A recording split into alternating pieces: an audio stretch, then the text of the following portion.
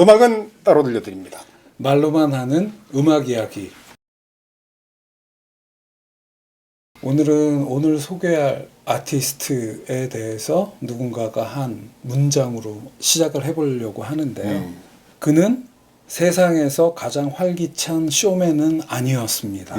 또한 엄청난 무대 체질도 아니었죠. 그러나 그는 너무나 아름다운 톤을 가지고 있었습니다. 저는 때론 그의 연주를 들으며 눈물 흘리기도 했습니다. 그러니까 바로 자니 호치스입니다. 1970년 5월 11일 날 알토 색소포니스트 자니 호치스가 사망을 했는데요. 듀크 엘링턴이 그의 연결식에서 자니 호치스를 기리면서 이러한 이야기를 했다고 하죠.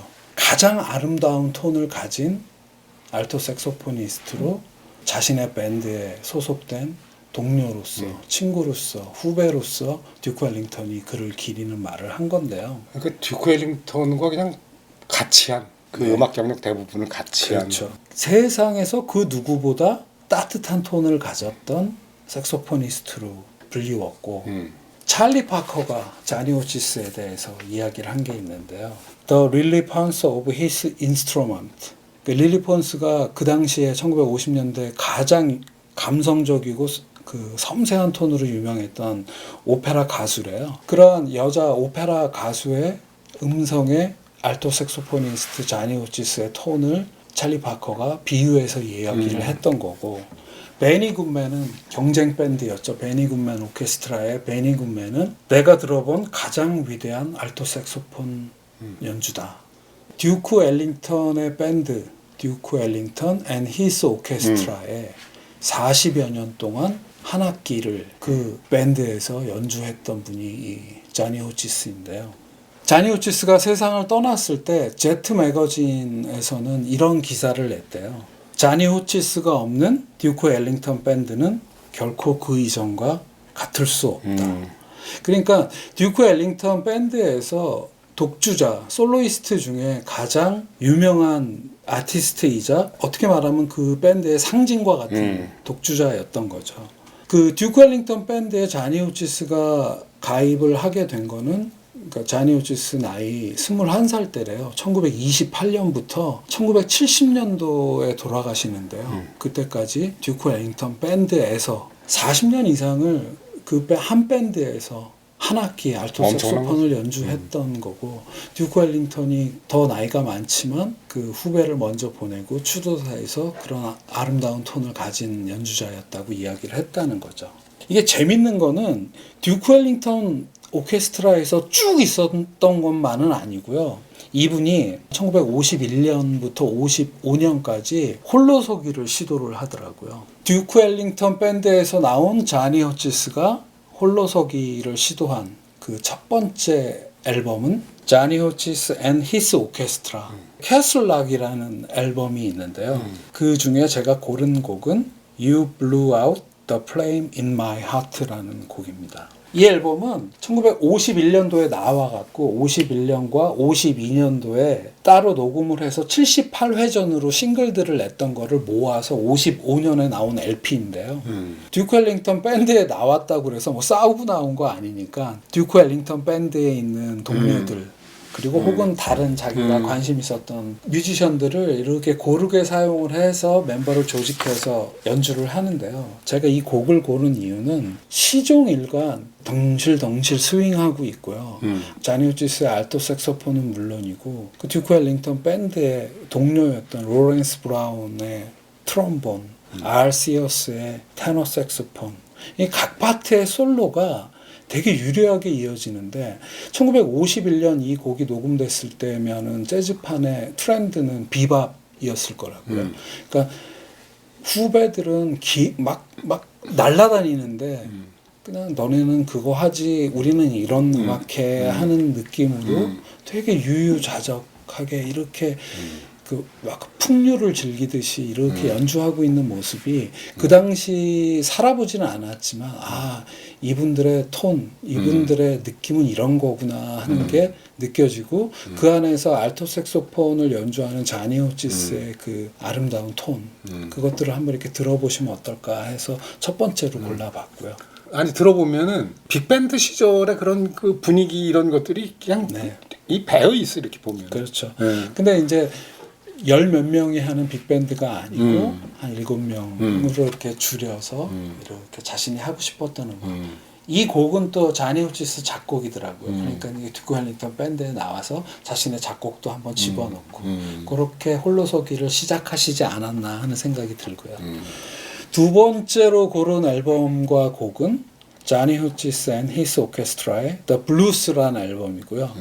고른 곡은 로젠, 여자 이름이죠. 로젠이라는 곡인데요. 이 앨범은 1952년, 53년, 54년에 있었던 세 번의 세션에서 있었던 녹음들을 모아서 56년에 발매가 된 앨범인데요. 로젠이란 곡도 52년도 7월에 LA에서 녹음한 78회전으로 싱글로 발표했던 곡입니다. 자니 호치스표 발라드라고 딱 얘기를 할 수 있을 것 같아요. 그러니까 서두에 얘기했던 듀크 웰링턴이 얘기한 그 아름다운 톤이 무엇인지 이 연주를 들으면 이런 연주를 들으면서 듀크 웰링턴이 지휘를 하면서도 자니 호치스가 솔로를 할 때 되게 좋았었구나 하는 느낌을 좀 느낄 수 있는 그런 생각이 드는 곡이죠.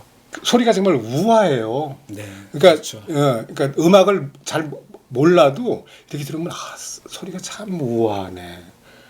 그런 고급지다는 느낌은 아니야. 그냥 좌우지간 격조가 있어요. 이 곡 한 3분 정도 되는 발라드인데요. 개인적으로 되게 여운이 오래 남는 연주. 여타의 곡들도 그럴 때 이 로젠이란 곡이 그냥 제가 개인적으로 되게 좋아하는 곡이어서 두 번째로 한번 선곡을 해봤고요. 세 번째 자니 호치스 앤 히스 오케스트라의 연주는 Used to be Duke라는 앨범이고요. 1954년 녹음해서 56년에 나온 LP 속에 있는 곡인데요. 고른 곡은 On the Sunny Side of the Street. 이 듣고 있으면은 뭔가 이렇게 되게 싹 풀어지면서 되게 행복해지는 그런 곡이죠. 그런 것 같아요. 그러니까 어깨 뭉친 것 같은 게 싹 풀리는 듯한 느낌. 되게 느긋해지고 평안해지고 행복해지는 그런 연주라는 생각이 들고요. 저는 특히 알토 색소폰 연주 솔로 다음에 나오는 로렌스 브라운의 듀크 헬링턴 밴드의 트롬본 주자죠. 너무너무 좋아갖고 On the Sunny Side of the Street을 생각하면은 이 연주가 가장 베스트 연주가 아닌가 하는 생각을 갖고 있는데요. 멤버를 살펴보다가 되게 재미있는 한 명을 발견했는데요. 바로 존 콜트레인의 존재예요. 테너 색소폰을 존 콜트레인이 이 당시 이제 자니 호치스 밴드에서 연주를 하고 있는데 드러나지가 않아요. 54년에 존 콜트레인은 55년에 마일스 데이비스 퀸텟에 가입하기 1년 전인데 이때는 아무것도 아니었던 거죠. 그냥 자니 호치스라는 선배 밴드에서 그냥 앙상블만 하고 있는 그죠? 이미 20대 후반이 돼 있었는데도 아직 터지기 전에 직전에 존 콜트레인도 이 밴드에 참여하고 있었구나 하는 그런 반가운 일을 발견할 수 있었고요. 오늘 선곡한 네 번째 자니 호치스의 홀로서기 시절 연주는 이 앨범 때문에 제가 이거를 기획하게 됐는데 자니 호치스의 크리미라는 앨범이고요. 1955년 앨범이에요. 그 앨범의 사이드 A의 첫 곡이 The Ballad Medley인데요. 제가 이 앨범을 갖고 있지 않았거든요. 새로 구입한 거예요? 네. 오. 그저께 배송돼서 왔는데 참 일본이란 나라 대단하죠. 1955년 노먼 그랜치의 노브랜 레코드에서 나온 앨범인데 이거는 1990년에 일본에서 리이슈 해가지고 나온 아주 상태가 좋은 앨범이죠. 제가 이 앨범을 처음 파일로 들었을 때 다른 분들이 들으면 그냥 평범한 발라드 메들리겠거니 하는데 저는 너무너무 좋았었어요. 참고로 말씀드리자면 이 1955년 9월에 녹음된 앨범인데요. 1955년 한 달 전 8월 달에 듀크 웰링턴 밴드로 자니 호치스가 다시 복귀를 한대요. 그러니까 자니 호치스의 이 홀로서기 시절 탈퇴를 많은 평론가들이 베케이션이라고 표현하더라고요. 휴가가 땄다고. 40년 그럼 이게 마지막 앨범이네 지금. 그렇죠. 그러니까 홀로서기로는 마지막 앨범이자 다시 돌아와서 동료들과 낸 첫 번째 앨범인데요. 뒤에 라이너노트에도 써 있어요. The warmest saxophonist of them all. 그러니까 모든 색소포니스트 중에 가장 따뜻한 색소포니스트라고 이렇게 서두로 시작하고 있는데요. 제가 굉장히 좋아하는 이 앨범을 소개할 수 있어서 되게 기쁜데, 그러니까 한 4년 몇 개월간의 휴가를 마치고 복귀한 그 선생의 여유로움이랄까 안도감이랄까 이런 게 느껴져서 더 느긋하고 더 평안한 연주들이 담겨 있는 앨범인데요. 발라드 메들리는 이 앨범의 사이드 A의 첫 번째 곡이에요. 러닝 타임이 15분 20초. 15분 20초 동안 6곡의 스탠다드들을 한 곡을 한 악기가 이렇게 천천히 느긋하게 연주를 하고 있는데요. 첫 번째 곡인 위스퍼링은 해리 카니 바리톤 색소폰으로 포문을 열고요. 35살의 트럼펫터 클락 테리가 텐덜리라는 곡을 트럼펫으로 연주를 하고요. 지미 해밀턴이 Don't Take Your Love From Me라는 곡을 클라리넷으로 연주를 하고요.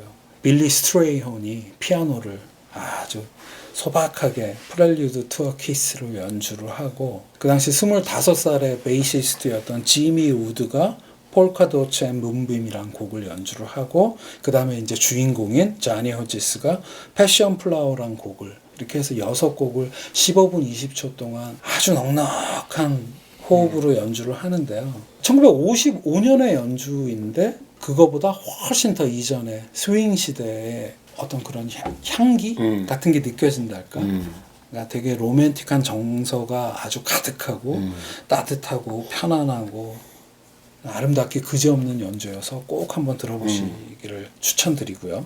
마칠 때가 됐는데 1955년에 이제 8월에 복귀를 한 다음에 선생의 개인 리더작을 발표하는 거는 오히려 더 계속 개인 앨범을 듀크 엘링턴 밴드에 있으면서 발표를 하는데요.